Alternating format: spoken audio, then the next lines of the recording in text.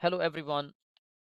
First of all, I would like to welcome all of you in this module 3, which is authentication and access control. Every organization is having a number of assets which they need to protect.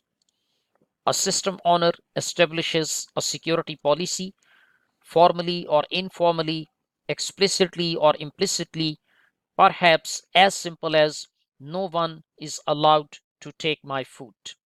And then the system owner begins taking measures to enforce that policy. On the other hand, an attacker wants something a defender has, and then the attacker goes after it. The defender is having a number of options. What he can do, he can fight it, he can build a barrier or alarm system, he can run and hide, or he can diminish the target's attractiveness to the attacker. It is very important for the security professional to find threats and vulnerabilities.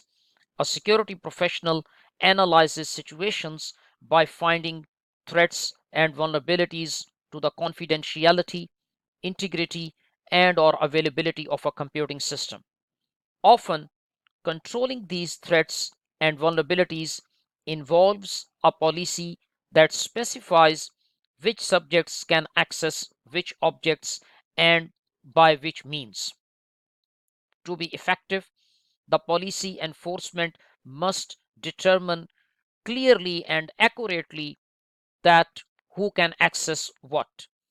The property of accurate identification is called authentication. Authentication is basically the act of proving that a user is or what he or she says. Authentication, it could be based on something for example, the password. Authentication could be based on something you are, for example, a human with a fingerprint, or authentication could be based on something you have, for example, a smart card or the key. Thank you very much.